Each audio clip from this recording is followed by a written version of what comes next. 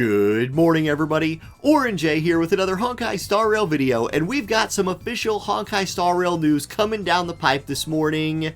We've got Fu Xuan actually confirmed via the mihoyo official wiki. Now look, Honkai Star Rail, apparently like Genshin Impact, is a game where there are a lot of data miners out there, and there's a lot of leaked info that is floating around the internet. I am not covering leaked info on this channel. That's a decision I've just kind of made. I think mihoyo doesn't like that, and I think what they're doing, which I respect, to combat the covering of leaked info, is giving us a nice long preview of what's coming down the pipe. If they are going to do that, this is a really nice thing for a gacha game to do, because gacha games rely a lot on FOMO to get people to pull, and if you're going to give preview of like, well, look on this screen, look on the official wiki, 1, 2, 3, 4, 5, 6, 7. There are 7 characters listed here that are not in the game yet. If we're on like 3-week patch cycles, you're looking at months of characters previewed that we just know are coming at some point. That's a really nice thing to do for free-to-play players and low spenders who are trying to, anticipate what's coming, save up their gems, save up their premium pull tickets, all of that. Now, Fu Xuan was added sometime while I took my 4-hour nap tonight, and I woke up to do my War of the Visions video. Here she is. What we know about her is limited but important. She is a quantum preservation unit, so she's going to be a tank unit, and she's in the quantum element. Both of those things are really important, and I want to talk to you specifically about how important the preservation class has been in the game right now, and how I think, along with Nihility, it's probably the most underappreciated class in the game.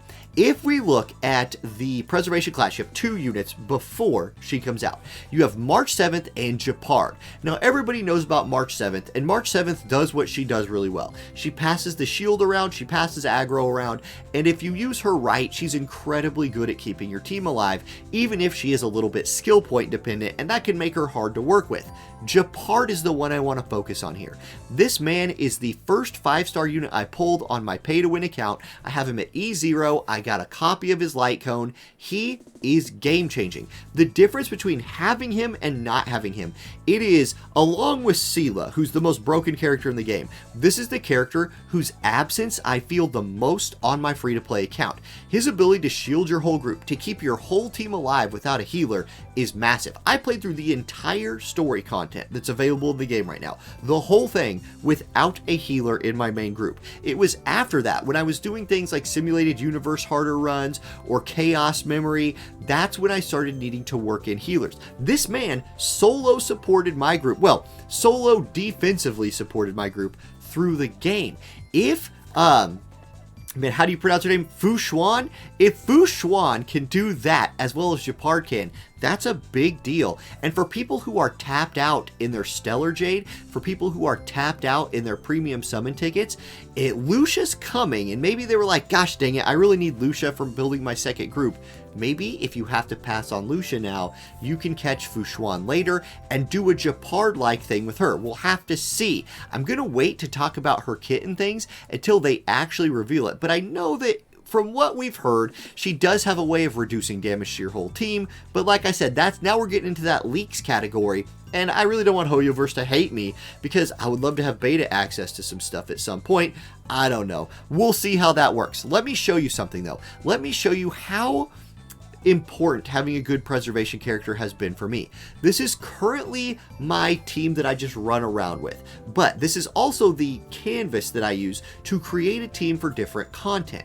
Let's say I was doing a run in Simulated Universe where I was going to be fighting quantum and lightning damage units, or that's the kind of damage teams I wanted. What I could do, I come in here, I can replace Natasha with somebody like Ting Yun and have a team that runs like this. Gepard is perfectly capable of keeping this team alive through that run, and now I have 2 damage dealers, and I have an offensive support character to amplify their damage, making my run a lot quicker.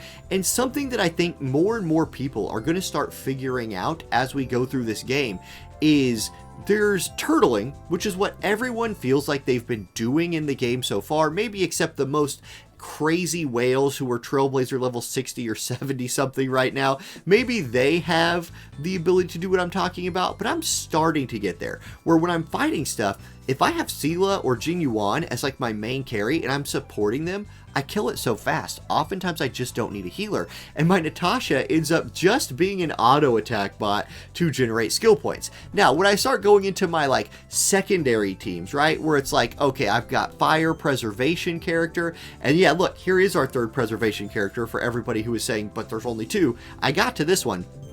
The thing with MC is the shielding is not good enough to keep your whole team alive. Yes, MC can draw aggro to him or herself, but of the ton of the bosses in this game just do things like Japard's Shield Bash, where he jumps up in the air, smashes a shield, and hits everybody on the team.